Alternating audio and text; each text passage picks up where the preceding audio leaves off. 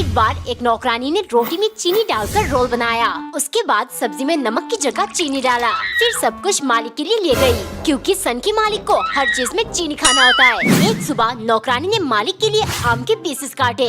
इनके ऊपर चीनी छिड़क दूं? आम तो वैसे भी मीठी होती है, चीनी का क्या काम, ऐसे ले जाती हूँ। सनकी को देते ही वो आम को कुछ देर तक घूरता रहा। फिर चिल्लाया, क्या तुम्हें हर बार चीनी डालने को कहना पड़ेगा?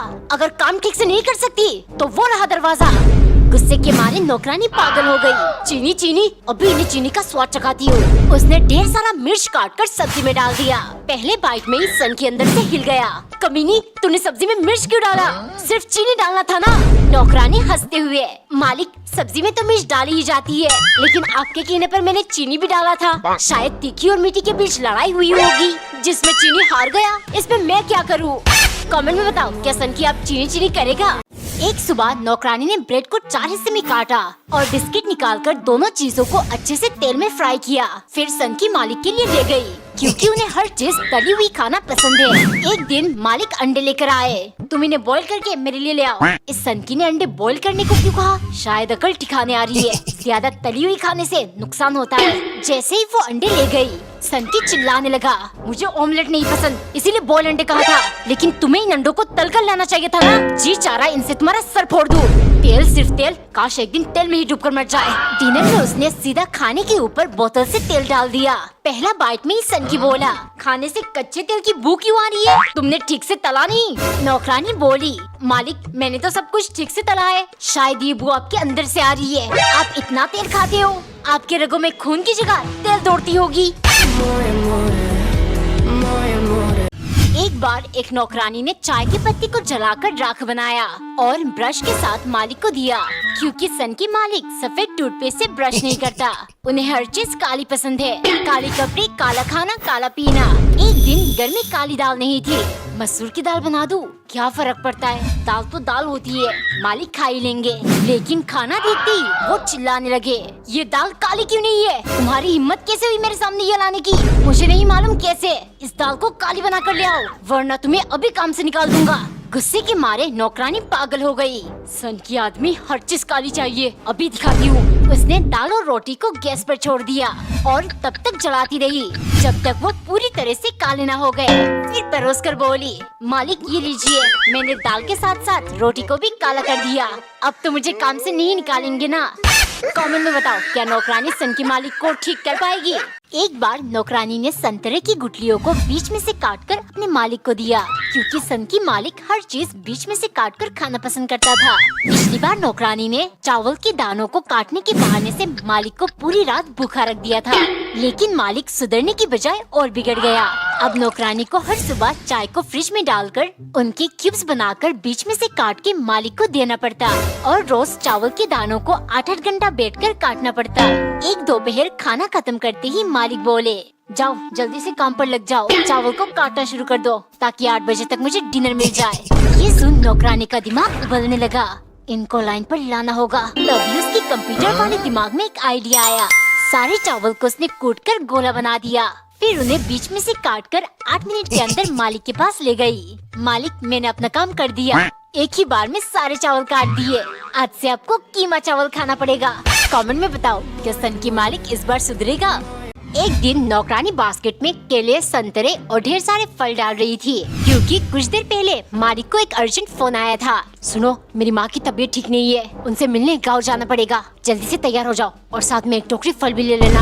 सफर शुरू होते ही मालिक आगे आगे और नौकरानी पीछे पीछे चल रही थी।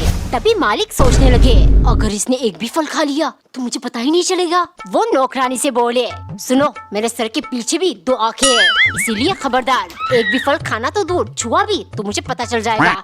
कुछ देर चलने के बाद नौकरानी को बहुत भूख लगी।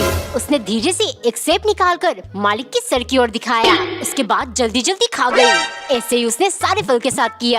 कुछ घंटे चलने के बाद मालिक आराम करने बैठे, तभी नौकरानी उनके पास पहुंची। खाली टोकरी देखती वो चिल्लाने लगे, ये क्या किया तुमने, सारे फल खा गई। मालिक, चिल्ला क्यों रहे हो? मैंने तो हर फल खाने से पहले आपके पीछे की 2 आंखों से इजाजत लिया है, तब तो आपने टोका नहीं।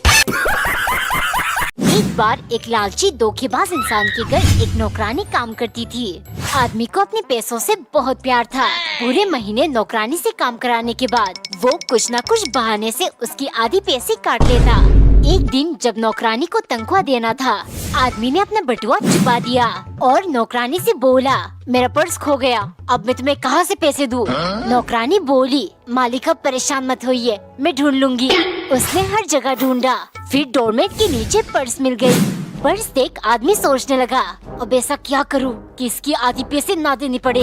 वो तुरंत पर्स से पैसे निकालकर गिनने लगा और चिल्लाकर बोला, इसमें तो सिर्फ 5,000 रुपए, जबकि 10,000 होने चाहिए थे, बाकी के पैसे कहाँ गए? नौकरानी मालिक की चाल समझ गई। वो तुरंत पर्स छीनकर बोली, मालिक आपके पर्स में तो 10,000 थे, इसका मतलब ये पर्स आपकी नहीं है, ये पैसे मुझे मिले, यानी मेरे हुए, आप अपना पर्स खुद ढूंढ लेना।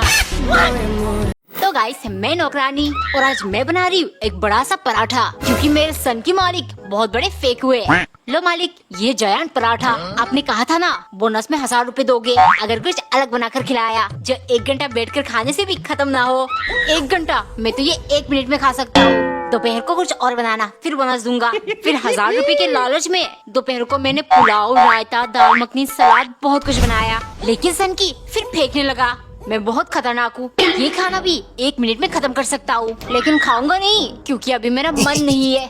फिर सन की धीरे धीरे मजे लेकर खाने लगा। ये देख मैं समझ गई, फेंकू मालिक पैसे नहीं देने वाला, अब मैं लूंगी इससे बदला। फिर मैंने एक प्लान बनाया, मालिक अब तो बहुत खतरनाक और महान हो, अगर 1 मिनट तक इसके अंदर सांस रोक लिया तो पगार में 1,000 रुपए कम दे देना मुझे।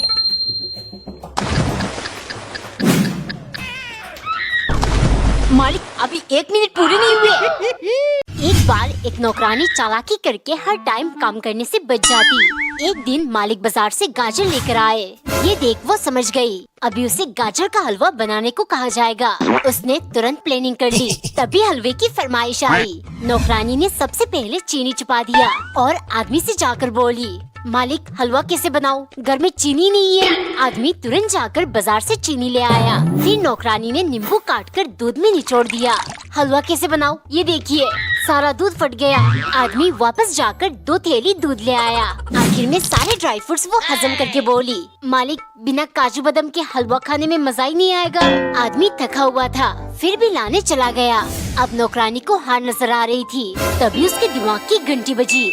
उसने तीनों स्टोव ऑन करके छोड़ दिया। जैसे ही आदमी ड्राई फ्रूट्स लेकर आया, मालिक सिलेंडर में गैस खत्म हो गया। ये सुन आदमी बोला, नहीं खाना मुझे गाजर का हलवा। एक सुबह खिड़की से नौकरानी ने पेड़ पे लगी पपीते को देखा और उसे खाने का बहुत मन हुआ। वो तुरंत तोड़ने पहुंच गई, लेकिन तभी मालिक ने उसे देख लिया। कमीनी, तुम्हारी हिम्मत कैसे हुई मुझसे बिना पूछे इन्हें हाथ लगाने की? नौकरानी डरते हुए, मालिक मैं इन्हें तोड़ नहीं रही, गिन रही हूँ, कहीं कोई चुरा ना ले। अच्छा तो फिर ठीक है, तुम दिन रात यहाँ खड़े होकर इन पपीतों का ध्यान रखोगी जब तक ये पक न जाए। नौकरानी अपने ही बिछाए हुए जाल में फंस गई। पता नहीं कितने दिन मुझे यहाँ खड़ा रहना होगा, कुछ करना पड़ेगा। पहले उसने पेड़ से पपीता तोड़कर अपने पेट को संतुष्ट किया।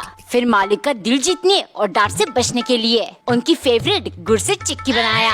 जैसे ही वो ले गए, मालिक खुश हो गए। ये देख नौकरानी झट से बोली, मालिक आज खड़े खड़े पपीतों पे ध्यान रखकर मेरे आँखों में अंधेरा छा गया और मैं बेहोश हो गई थी। मालिक तुरंत बोले, अरे अगर तुम्हें कुछ हो गया तो मुझे चिक्की बनाकर कौन खिलाएगा? तुम पपीतों को भूल जाओ और चिक्की पर ध्यान देना।